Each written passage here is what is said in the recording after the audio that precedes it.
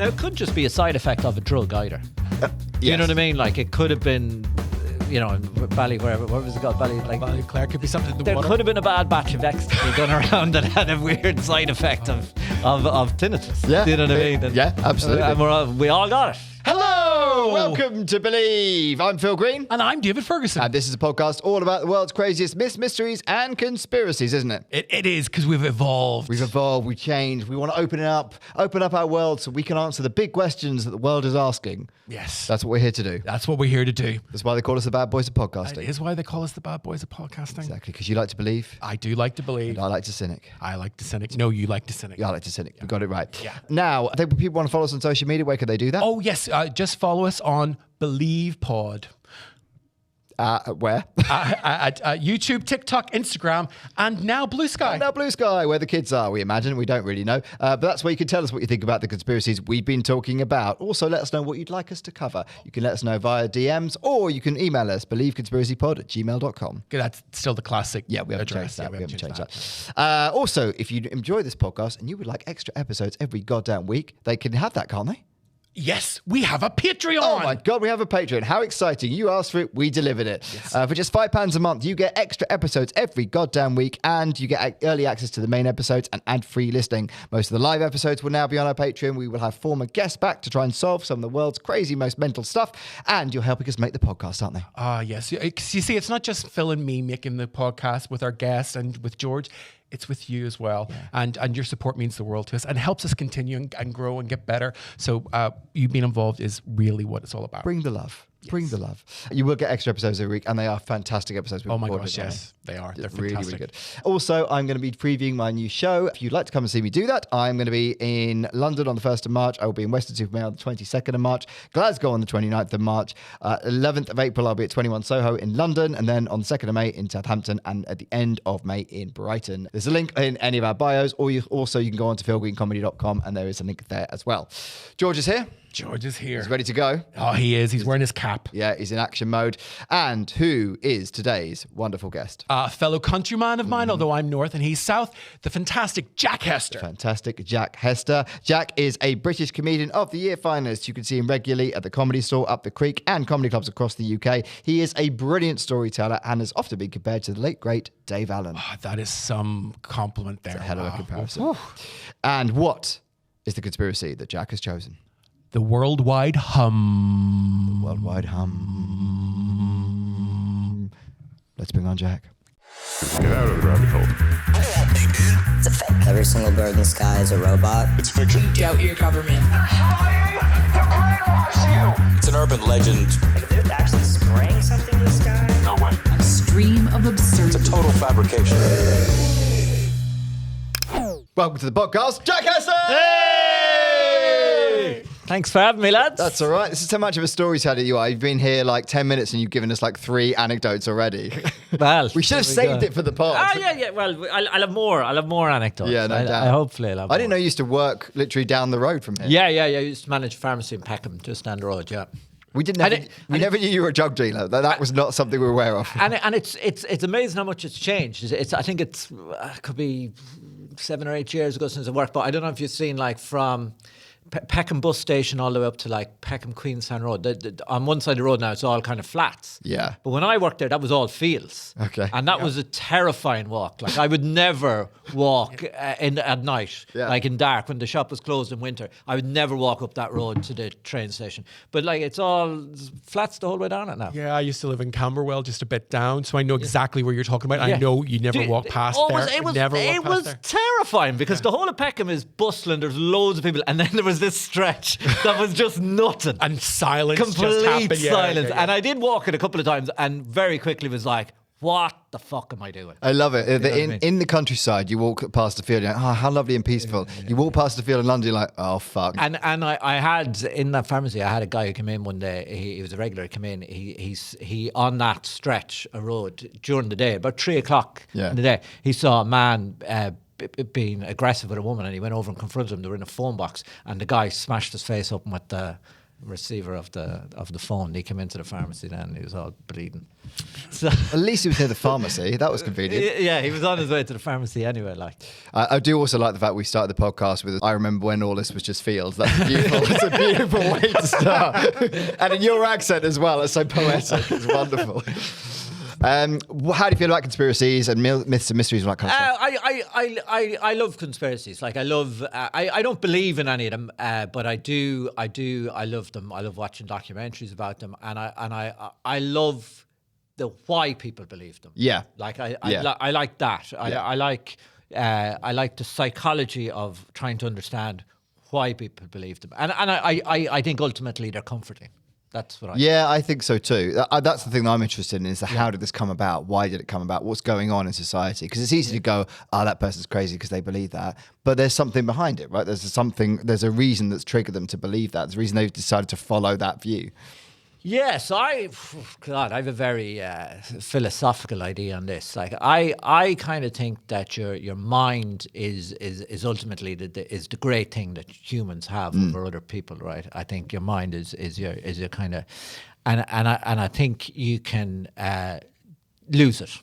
I think it's very easy to lose it. I think you I can can snap definitely attest to that. Yeah. You can lose your mind. And I always think the story of Icarus is the best story about this, because I always think if your mind is your wings, if you fly too high, you fly too low. So I think over partying is a real way of losing your mind. I think if you party too much, you lose your mind. But I also think if you socially isolate too much, you lose your mind. Yeah. So I think the story of And you Icarus think conspiracy theory is very much on the... I think it's people have gone one way or the other way. Yeah. They've gone too far one way or the other way. Like, I think you see a lot of people who you would have partied with when you were younger, and then the next thing they're conspiracy theories, and you're just like, oh, he didn't leave the party. Yeah. Do you know what I mean? Like, Or he did. He locked himself in his basement for 20 years. He isolated himself. Yeah, yeah. I have to give the different perspective. I choose to believe it's because, well, I just see the truth of things, and you're sheep. That could, that Gullible, beautiful sheep. That could also be. Now, also from another perspective, my family were involved in politics. So my dad was a TD in Ireland, which is like the equivalent of an MP.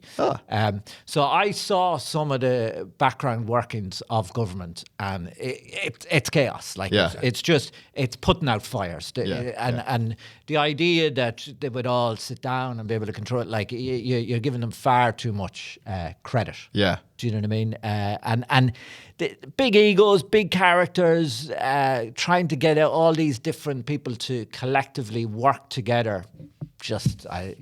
Yeah, it's I think the job is presenting the image of control without actually having any, right? Yeah, exactly. Yeah.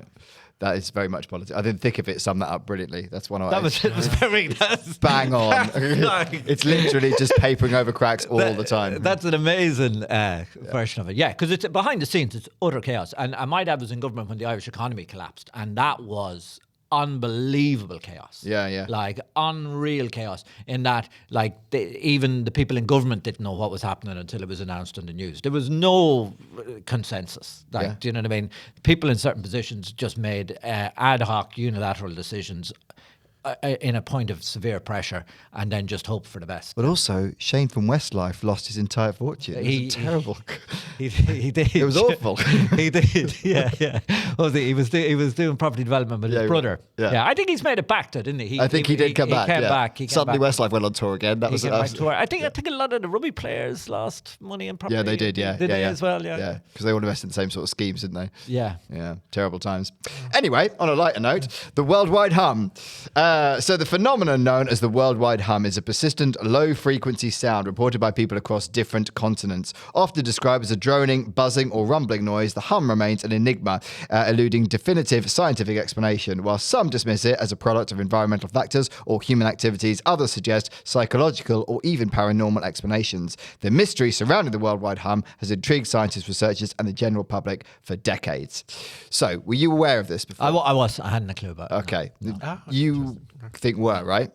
Yes, because where I grew up, the little village I grew up in, there's a place, also where I went to school in Belfast, there's the Ballyclare Leisure Centre, and that's on the Ballyclare Road. And the Ballyclare Road has the hum, and it's been investigated for years. The electricity providers have been brought out to investigate what is that hum, water providers, and we don't know what it is, but you can hear it if you go there late at night. I remember going to a birthday.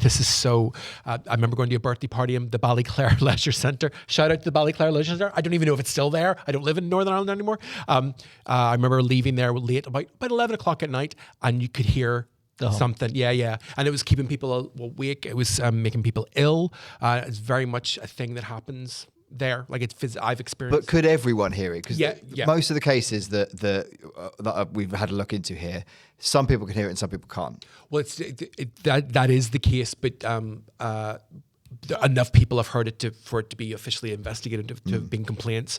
So I can't really speak on the worldwide hum, but I can definitely speak about the Belfast hum. Okay. And it's there. Because actually the most recent case of this is in Ireland. So this is the omagh hum. I don't know if you know, this was a big story last year. So the omagh hum refers to a persistent low frequency noise that the residents of Omagh, County Tyrone, Northern Ireland began noticing around August 2023. The hum was particularly disruptive at night, leading to numerous complaints about sleeplessness and distress. Yeah. In response to these concerns, Omagh District Council commissioned a noise expert to investigate. The investigation traced the likely source of the hum to specific industrial premises. However, due to insufficient conclusive evidence, the council decided not to publicly name the source. By mid-April 2024, the hum ceased, possibly due to changes in the suspected source, but it's unclear if these actions were deliberate.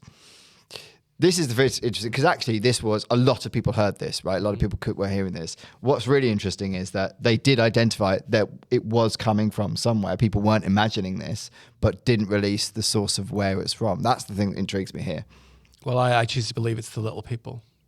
They're making the noise. Is that what they do? Yeah, they're coming up from the underground. I have an interesting question here about is it all age groups that are hearing it? Because different age groups hear on different frequencies. Oh yeah, like way in Leicester Square, there's sounds pumped out in Leicester Square to make sure that kids aren't.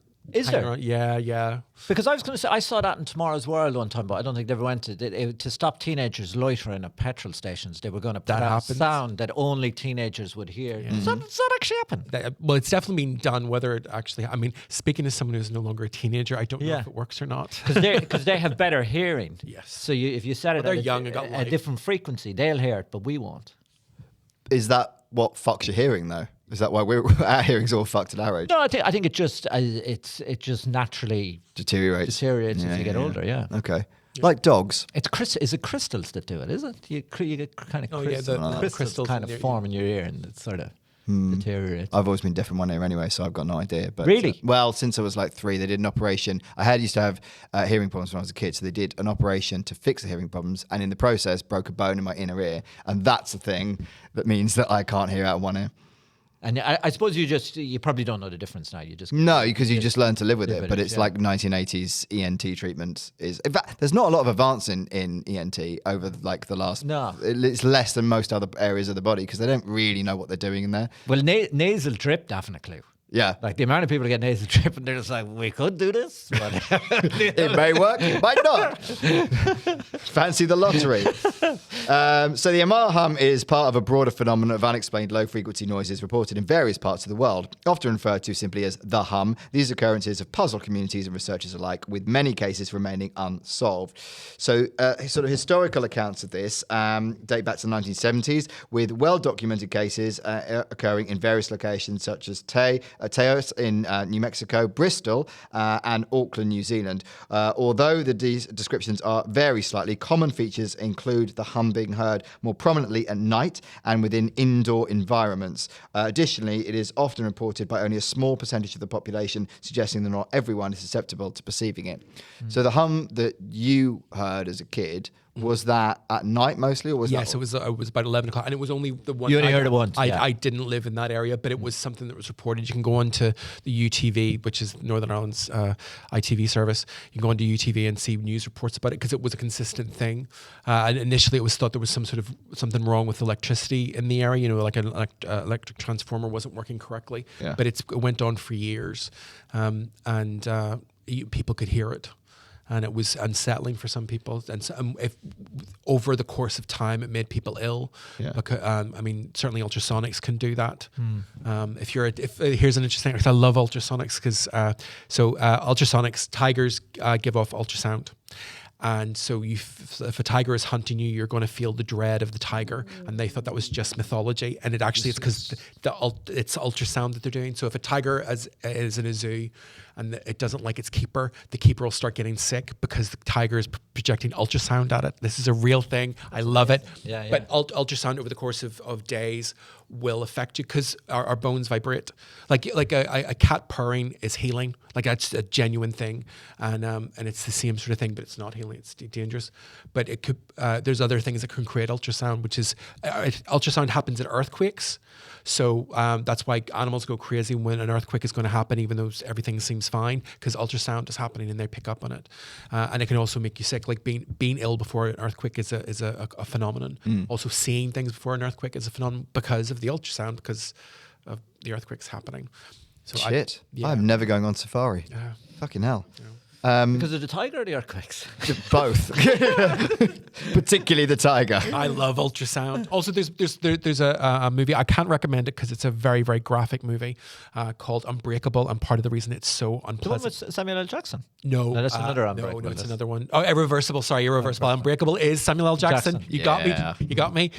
No, it's called Irreversible. It's a French language movie. Monica Bellucci. No. Anyway, cut that. Yeah. It's called Irreversible, and part of the reason it's about a very graphic assault. I don't want to say much more than that. It's a brilliant film. However, it's hard to watch. Part of the reason it's hard to watch is because it uses ultrasound. So you're watching, you just feel awful. Like it's not a pleasant experience. Intentionally to make the viewer unsettled. Yes, That's pretty clever. Well, horror movies, they say it's all in the sound, isn't it? Yeah. Like a horror movie, like a good horror movie is sound. Yeah. Yeah, I mean the Blair Witch Project. We're all old enough to remember that. As a phenomenon. Yeah. It can never be repeated. You can't really describe it because, but at the time it was phenomenal. It was phenomenal. And the only thing that the studio that eventually released it did was add extra sounds. But there's no music in it, is there? No. It's all because the whole point is that it's real. Yeah. It was great. It was great excitement. Oh, it's phenomenal. Do you remember? Great excitement. And you just can't describe it because it was a one moment in time. It couldn't happen again. Couldn't happen. Could never happen again. It was my first year at uni, and I remember being at the uni and people were going, "Have you seen this film? Like it's a real life documentary." So everyone, like at least half the cinema genuinely believed this was real documentary, and they were so clever, the marketeers for that film, because it was really low budget.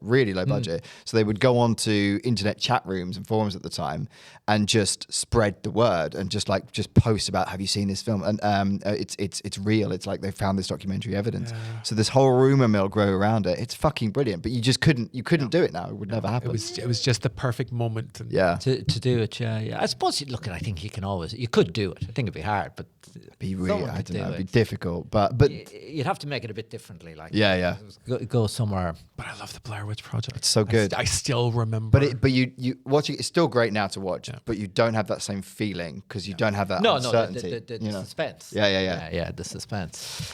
So possible scientific explanations. Numerous theories attempt to explain the worldwide hum, ranging from natural to artificial sources. Some researchers propose that the low-frequency electromagnetic waves, seismic activity, or even oceanic movements could be responsible. Other studies suggest industrial sources such as power lines, gas pipelines, and communication systems as potential culprits. Another compelling theory involves otacoustic emissions, internal sounds produced by the human ear. Some individuals have heightened sensitivity to these emissions, leading them to perceive a persistent hum. Similarly, tinnitus, a medical condition characterized by ringing or buzzing in the ears, has been suggested as an explanation for some cases of the worldwide hum. That seems often to me the most likely explanation. Tinnitus. Yeah. Because I have that, and it just randomly pops up at times. But why would so many people get it simultaneously in the one place? You're right. That is the bit of trick. But it could be that their lifestyles are somehow similar. Or true, but it is also quite psychological tinnitus, because if I think about it too much, then the ringing starts. It's not. I don't know whether it's necessarily real. So there's So you're right. There might be people like me that are really susceptible to that.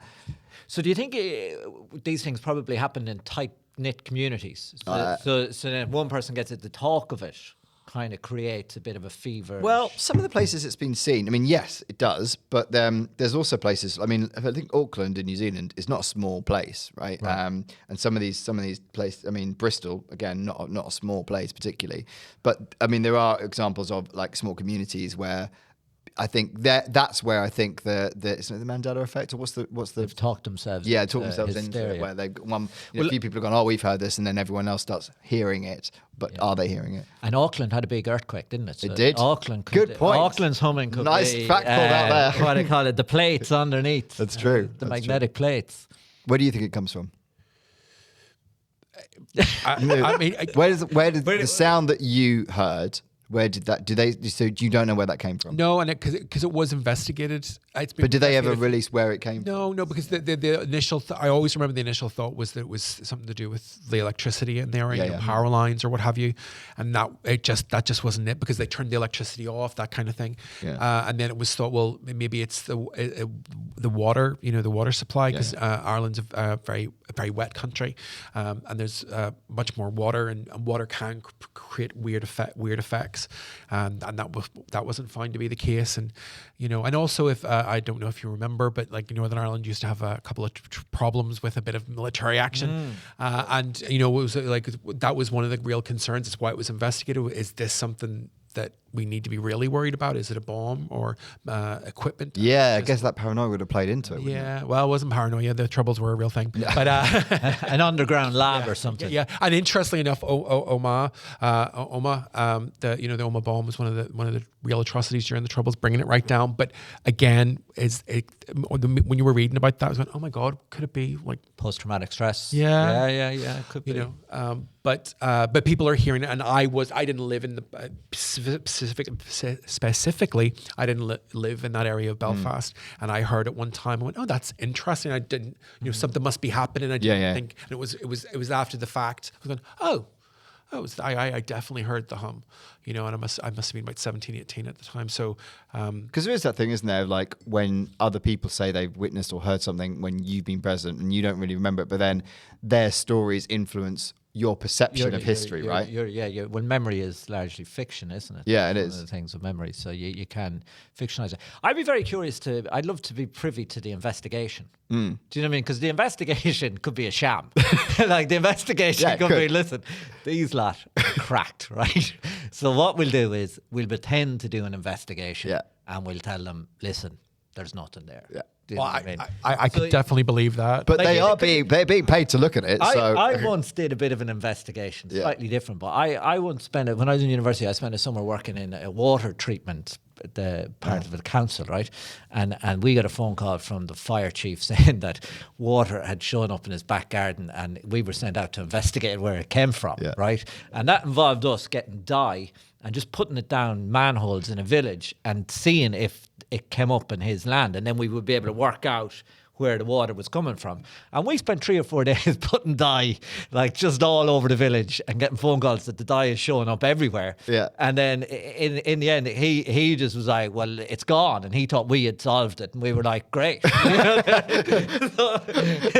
you literally did nothing. Yeah. So I don't know. Have you ever seen that movie like Burn After Reading? Yeah. Have you ever seen that? So I think there's kind of an element of, well, it all worked out. It all worked out. Like, and whatever we did, it's gone. And we're going to do a terror investigation, and then you turn around and go, what's the budget? And it's like, well, what can you do for 500 quid? Like, do you know what I mean? Yeah, exactly.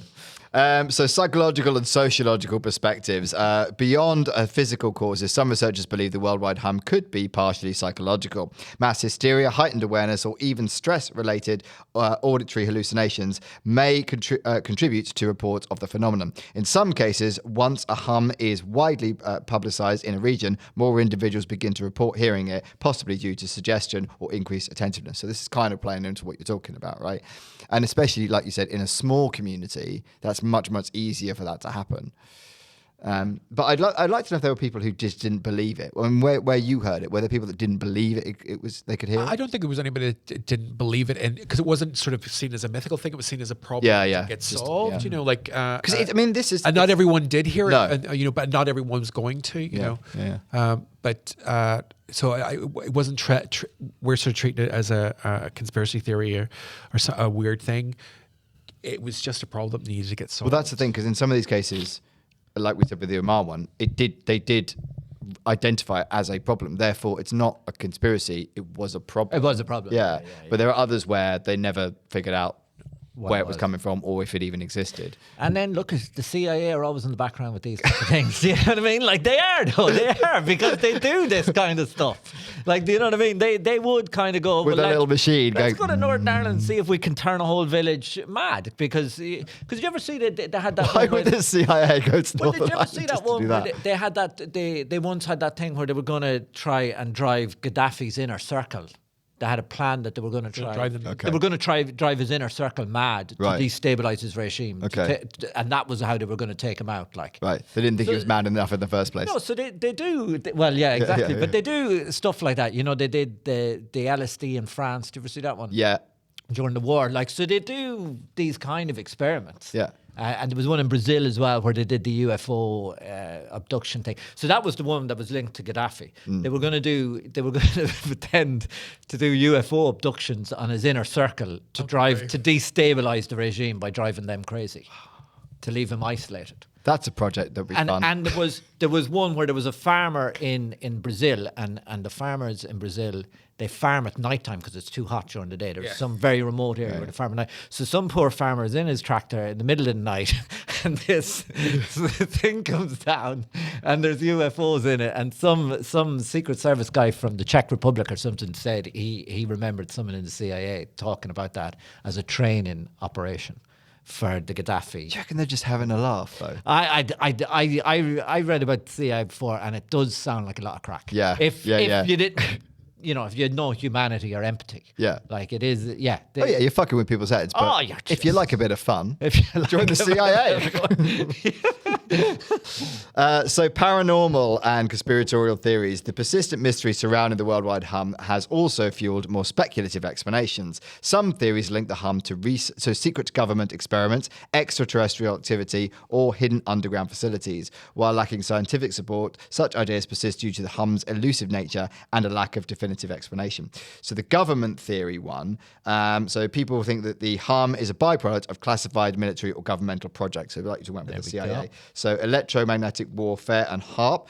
Some suggest that the hum is caused by high-powered radio waves or electromagnetic experiments, such as those conducted by high-frequency active oral research program HARP in Alaska. So that's the thing that exists, right? Right. That was the collider. What's the Hadrian's collider? Is that was Hadrian's collider, Hadron collider. Hadron collider. Yeah. So But I prefer if they did name it Hadrian's Hadrian's collider. Yeah. Hydrogen collider. So that's yeah. this kind of stuff is going on. Yeah, it You is. know? Yeah, but I guess it's where we know it's going on and where we don't know it's going on, and yeah. if it's going on somewhere else. There's also underwater submarine communication. Others speculate that it comes from low-travel naval communication systems used by military submarines worldwide. That seems unlikely in the middle of Mexico or Omagh, right? Yeah, like it's too far away. Too far away, surely. The water, yeah. Yeah. Mind control or surveillance tech, and more extreme theories propose that the hum is a form of psychological or sonic warfare meant to test population control methods. I don't know how that works.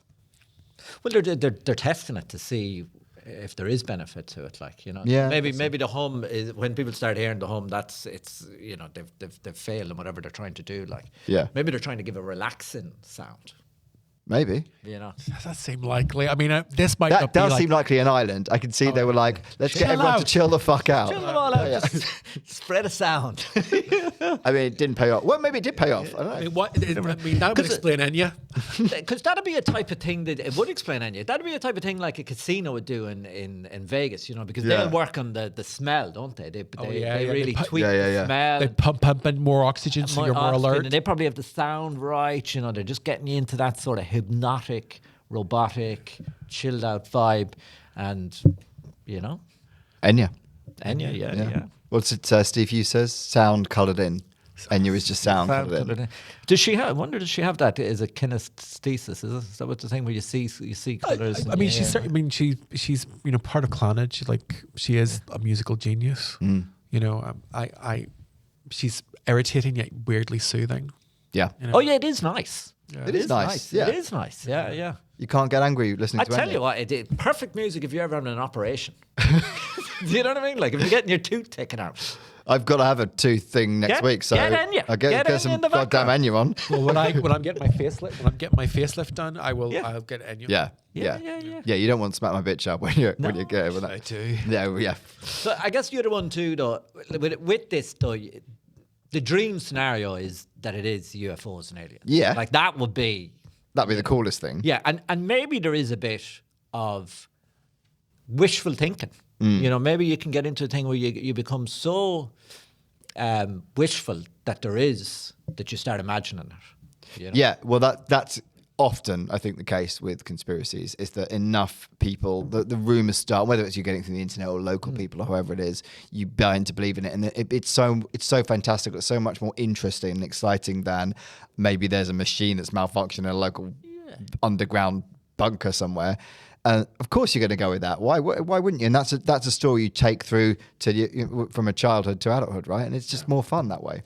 Yeah. So, like, you know, if you buy a lottery ticket, you can nearly convince yourself you're going to win the lottery. Yeah. In that That's time. called manifestation. So manifestation, yeah. So you might be there and going like, you know, things are so bad with the way everything's been run that you know our only hope is a superior group of people from another planet. We're Well, assuming this. I kind of think that is the only hope that we've got. Yeah. But And then you hear that start, you know, and next thing you know, the whole village are going for it. I don't think you can manifest winning the lottery. No, you don't manifest it, but spec. you do. That's the joy of buying a lottery. Yeah. You could dream. Yeah. Manifesting would mean that you. That's what manifesting. Well, I don't think you can manifest anything. Yeah. You know what I mean? Like, Some people. I don't know. you can only manifest intangibles. Yes, exactly. Right, Exactly. okay. Oh, I've got loads of books to talk about. I'm not into manifesting, but So the extraterrestrial theory, going on that, some people believe that hum could be linked to an alien presence or technology interacting with Earth. Here are some of the main ideas within the theory. So UFOs and alien surveillance. Some theories suggest that the hum is the result of cloaked UFOs hovering above certain locations using low-frequency sound waves or electromagnetic fields for scanning or monitoring human activity. There are reports of the hum coinciding with unexpected aerial phenomena, leading some to believe there is a connection. Interesting. I can't imagine there'd be aliens over Ballyclare Leisure Centre. I just can't. You don't know that. Oh, but that's true. I don't know that. I don't Yeah. know that. And I mean, they turned up in Wales in the 70s. What were they doing there? But they were talking to the children. Well, that, yeah. Were they talking to the children? Yeah. They're talking to the children in Wales. There's whole like BBC News round reports on it. Yeah. What were they saying to them? Yeah, but, Well, they didn't really say much. They just landed. The kids saw them and they fucked off. but it's a very well documented. Yeah. UFO sighting. Oh, right. And interaction. And Yeah. there's been a few around the world of UFOs visiting school kids, and they're very well documented. Mm-hmm. We talked about that in another episode. You did on Another another episode. episode. Yeah. But I mean, this idea that they're cloaked and using low frequency waves to scan human activity. I mean, I guess if they're coming down, they've surely come down to have a look at us, right? Yeah, well, what's the one that Stephen Hawking said? He said if they come, it's to exploit us, Yeah. our resources. Yeah. So if they do come, it won't be good. No. What was it? He said Unless they really love Enya. yeah, they might make Enya their queen. But he would say what was it? He said that if aliens come, it'll be the Europeans going to America, but we'll be the native Indians. Yeah. That's was a nice analogy. Yeah. He's a clever man. Hopefully, I mean, I like the idea that we're a prison planet, that we're actually being avoided. You know, that The moon's scanning us. the moon's scanning us. It's our ward. Maybe the hum comes from the moon. Could be. Could be. Yeah. It could I be. mean, from space. there's another phenomenon that's linked to this. It's called the singing, and a lot of people can hear music, almost like choral music, in places that they go to, and it's sort of fallen very much out of favor because it's a bit hippy dippy, and it is different from the hum in that it's not region specific. So we talked about the Omagh hum, the Ballyclare hum, Belfast hum, and other areas where that happens. But there are people that can hear celestial music. That's kind of what it gets called. And one of the things that's very interesting about that, Hampstead tube station is the deepest tube station in London. It's very, very deep down, and people who can hear this singing have been in Hampstead tube station and they can't hear anything down there, and that's been proven to people that can hear the celestial song. Has proven that it is something, because when they get down there they can hear nothing. They can't not hear. Orally, you know, like so. But it is a slightly different thing from this. But I just wanted to say that because I have been in Hampstead tube station and it felt weird, and I wondered why. I'm not saying that I hear anything, but it was just like, oh, this is odd. It was there, yeah. Well, Ireland's a very windy country as well. It is very windy. As you were saying that, like you do hear banshee howl. Yeah. Like you do, that is a thing. You do hear them, you know. That's why our accent's the way it is, because it's like London's very, very flat, but the Ireland there are parts of Ireland that are very flat, especially the centre, but that's how it affects our language and the way that we speak in our accent and the why we talk the way we do. So the wind. I mean, I'm barely understanding a word of what either you're saying, but okay. So extraterrestrial communication signals. Some propose that the hum is an alien attempt to communicate using low-frequency sound waves or an unknown method of transmission. This theory often ties to the idea that aliens might already be on Earth or nearby, subtly influencing our environment. So in some ways, this is affecting our brains and what we do. Could be. We wouldn't know, would we? Yeah. We wouldn't have a fucking clue. And then you have the chemical thing too. Like we've a lot more chemicals in us than we do. previously. So there could We be used to supply them. Yeah, there could be. I still do. It could be a chemical issue. But no, most of the chemicals in us aren't from pharmaceutical medication. Like there's that as well, but it's from all the cleaning stuff we're using. Yeah. The bleach and the toilet cleaners and all that. Scented candle. Scented candle. It's all that kind of. Our bodies can't deal with it. And then the food supply with the fertilizer and all of that stuff. Yeah. So we have a lot more chemicals in us. That's true. I always think though that I do think sleep deprivation is always a big part of this. The first thing I would ask anyone who has I would ask them how many hours you sleep in a night, because I do think if you lack of sleep you will hear things. You will. I would agree with that. Yeah, you're more delusional when you're tired. That's true. And you definitely I don't know, how do you say the word audulation? What's the hallucinations when you see auditory auditory hallucinations? Auditory hallucinations. Like that's a great term. It's a great term. But do you ever get the one like if you're out late at night or you stay up too late or you're flying or something? You get the one where you hear your name being called. Oh my God! Yeah. Yes. That's a very common one. Like. It is. You know, I frequently hear my mum's calling my name. Yeah, that she's angry. Damn it. Yeah. And it's particularly my mum. Yeah, and that's when it happens. It's terrifying. Like even though you objectively know, I just need to go to sleep. Yeah, and this will go away. But it's it would make you afraid of your own shadow. Like although, like you said, the winds in Ireland could be her voice. Just you don't know. Interdimensional activity, a more fringe idea, suggests that the hum could be a result of extraterrestrial beings moving between dimensions, causing disturbances in an electromagnetic field that manifest as audible low-frequency sounds. So you do buy into the idea of different dimensions, don't you? Yeah. There's more to reality than this, and we only can perceive so much. Like there's whole. Yeah, our senses are limited, so there's plenty going on that we can't see these aliens shifting about between. Can't interpret. Yeah. No. Okay. Alien underground bases. Some believe that the noise originates from hidden extraterrestrial bases beneath the Earth's surface, possibly involved in mining operations, energy harvesting, or unknown experiments, like underneath a leisure centre. Yeah. I could see that. Yeah. Well, you'd have to know the whole history of the topography, wouldn't you? Yeah. There might have been a mine. There might have been a mine. There might have been a mine there one time. There might have been. You don't know what's going on underneath there, like. So there's something underneath there. Yeah. I mean, it's very like that part of Belfast is very hilly. It's really close to Cave Hill, and like I could see. Maybe the aliens were there first, and you built a fucking leisure centre on top of it. Well, I could see that actually. That's little green men or leprechauns. What's the difference? Running around. So the hidden underground facilities theory, the theory that hidden underground facilities are responsible for the worldwide hum, is one of the most persistent explanations among conspiracy theorists and researchers exploring unexplained phenomena. This idea suggests that deep underground military bases, which are DUMs, secret tunneling projects or advanced subterranean operations are generating the mysterious low-frequency noise that people have reported across the world. So, I mean, there are these exist. Yes. Right? DUMs exist, and they're doing something down there. So it could be conceivable that they are doing something that's making a noise. surely. True, yeah, absolutely, yeah. So some believe that governments, especially the US, Russian and China, have built vast underground facilities for military, scientific and extraterrestrial research. These bases supposedly use high tunneling technology, which could be responsible for the hum, either through drilling operations, subterranean power systems or electromagnetic shielding. Locations like Dulce Base in New Mexico, Area 51 and other classified sites are frequently mentioned in these theories. That would tally quite nicely with the idea of the noise going away. So when we like the omagh hum thing, right? So that was a year, about 18 months of people hearing that noise, and then suddenly it stops. It stopped, okay. So maybe they've just stopped tunneling.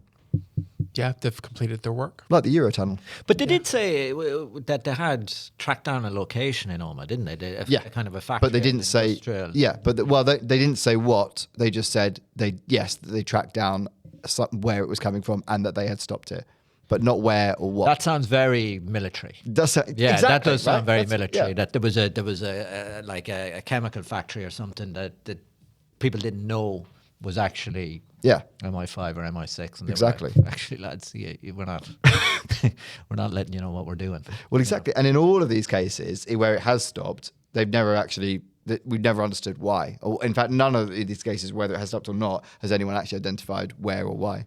So secret tunneling and high-speed transport systems. Some theories suggest that the hum is caused by underground transportation systems, such as magnetic levitation trains running through global tunnel networks.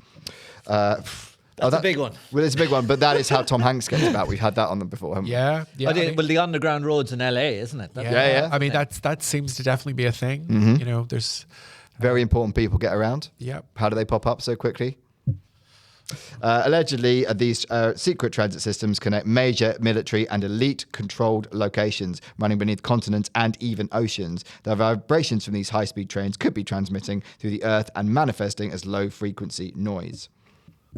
I mean, high speed trains. You know, where the train travels in a complete vacuum. Yeah. You know, it's skin tight. That's not what I mean. Airtight tunnel. Like Skin tight tunnel. You could get to New York in like half an hour. Yeah. Like I love from the UK. I love the idea of that. I think that's probably where we're going to go because we used to be futuristic and now we barely survive. The only thing is, I just think those type of projects are just never going to be cost effective because like Concorde, we stopped using it. Because it just wasn't cost effective in any way. And HS2 nearly got to London. Nearly. You know, and they are like they're vanity projects. Like they're like skyscrapers. You know, like skyscrapers never make a profit. Whoever usually builds the skyscraper, that company usually goes bust, and someone else ends up buying it. Oh, I didn't know that. Yeah. Like the dome. Skyscrapers nearly never are successful. So the Shard in London is not going to make money. Well, it's a ghost building, isn't it? Or it was for a while. The guy who made that, he was from South London, wasn't he? Did you ever hear the story about him? Like, so he what happens with skyscrapers is people build them. They don't build them to make money. They build them more for a kind of a dream. Yeah. He was a property developer. I think he was a property developer, but he was a guy from a modest background who became rich, who wanted to build a big skyscraper in South London that people could see in areas like Peckham and Deptford to give them inspiration. So you know, straight away, like you can't be talking to the accountants. Do you know what I mean? All logic is gone. All rational business sense is gone. You're now building a dream. Yeah. And often what happens is the company, now they usually have their limited companies, so the guy himself doesn't end up losing, you know. But the banks lend money to build them because it's their fantasy as well. You know. In fairness, though, no one wants to look at fucking ugly buildings. No, but it's like we end up paying for it in the long run. True. Society ends up paying for it in the long run. No individual actually suffers the consequences of the economic bad decision. Like whereas, more boring transport things would be far better. Yeah. Spending the money. But you like the idea of it. Yes, I that's do fun. like it. I like the idea of science making us better. I think we're at we're past the apex of science and it's all downhill. You just want to get to New York in half an hour. I really do. I really do. I'd love the idea of going to New York like it's getting on the tube. Pick up a bagel, come back. Oh my God, that'd be awesome. Amazing. Alien-human collaboration. A more fringe theory suggests that the underground bases are not just military installations, but joint human terrestrial research centres, so the funding is split. Right. In this version of the theory, the hum could be a byproduct of alien technology, energy sources, or terraforming experiments being conducted beneath the surface. That'd be nice, wouldn't it? A little collab. I can see that. I mean, anytime there's alien abductions, there is talk about human beings collaborating with the aliens. Yeah. But that's a whole other episode. It's a whole other episode. It really is. Now, it could just be a side effect of a drug either. You know what I mean? Like, it could have been, in Bally, wherever was it called? Bally, like, Valley of Clare could be something in the there water. could have been a bad batch of ecstasy done around that had a weird side effect of tinnitus. Yeah. Do you know what I mean? And, Yeah, absolutely. And we all got it. You know what I mean? Look, we know in certain US towns where there've been big pharma and certain batches of drugs have been distributed, whether like we talked about the opioid crisis in an episode we did recently. I mean, it's easy if you've got enough people on the same drug in one area to administer that, right? And Yeah, and it just gets in the water supply by mistake. Exactly. By accident. Yeah. You know? deep water. Scientific counter-arguments. While the underground facility theory is fascinating, mainstream scientists and researchers attribute the hum to more conventional sources, such as industrial noises like factories, pipelines, and wind turbines, geographical activities like tectonic movements or from ocean waves, medical explanations like tinnitus, auditory sensitivity, or infrasound perception. The famous other sort of famous areas where they've had this is the Tau hum in New Mexico. Some have linked this to a secret military activity in Los Alamos labs. The Kokomo hum, which is in Indiana in USA, initially blamed on industrial noise, but some still suspect classified government projects. And the Bristol hum, theory suggests military testing sites could be a factor. Interesting. Well, New Mexico, they smoke a lot of weed. Yeah. Bristol, they smoke a lot of weed. Definitely Belfast, they smoke a lot of weed. I don't know what there's other places like. I'm gigging in Bristol on Saturday, so I might just for halfway through Are you the set really? just stop. Yeah, I might just stop and just go. Can anyone hear that? Anyone hear that? Despite a lack of hard evidence, the underground facility theory remains one of the more compelling explanations, especially among those who believed in secret military projects and deep state operations. Do we think that is more likely than aliens? The military thing is always more likely. Yeah. It's always like way more likely. It's less fun, but more likely. It's always more likely. Yeah. David? I think something industrial, something military is much more likely, or it could be a natural phenomenon. Like weird sounds do happen. Have you ever gone into a forest and it suddenly went quiet? Yeah. Like why did it do that? Like Peckham. Like Peckham. Well, when it was all fields. When it was all fields. Back when it was all fields. So, despite decades of investigation, the worldwide hum remains an unsolved mystery. While scientific theories provide plausible explanations, none have been universally accepted. The diversity of reports and the subjective nature of human perception make studying the hum particularly challenging. As research continues, advancements in acoustic analysis and neurology may eventually uncover the truth behind this puzzling global phenomenon. Until then, the worldwide hum continues to perplex and fascinate those who hear it. So, Jack. Yeah. Does the worldwide hum exist?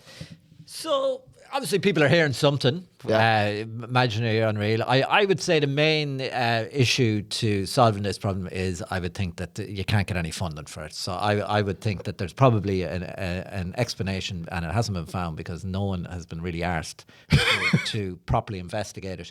Because like if I stand in the middle of Leicester Square and I put up a thing and I say I'm raising money to solve where the hum's coming from. Yeah. No one's giving me money. Yeah. Do you know what I mean? Okay. Like, it's not like AIDS we could solve because people were willing to give money for that. Right. You know what I mean? It's emotional. It hit us emotionally. But the hum, people are like, fuck. So basically, no one gives enough of a fuck. No one gives enough of a fuck. But if you ever do and you want to put money behind it, Jack's in. I'm telling you, we'd set up a GoFundMe, we'll get fuck off. David, does the worldwide hum exist? Well, yeah, I think so. You think so? Well, but what it is, I don't know, and I actually don't think it's. I think there's a probable cause for it. I don't think it's like dimensions or aliens or anything like that. I don't think that.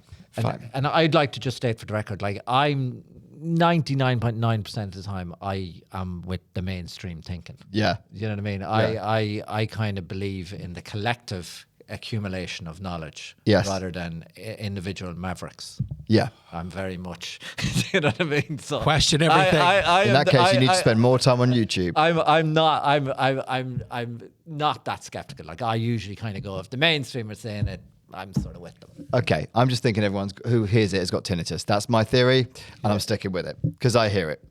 Yeah. Okay, Jack, would you like to look at this camera and tell people where they can find you, follow you, all that kind of stuff? So I'm on Instagram, comedian.jack.hester, and that's probably the best place to follow me. And I'll show everything else is on there. Yeah, go see Jack, check out his videos. He's an incredible storyteller, as you can see from this episode. Thank you. And would you like a humming joke to end the podcast? Yes, I would love a humming joke. I thought you would. Okay. Why do hummingbirds hum? Why do hummingbirds hum? Because they don't know the words. Hey! Huh?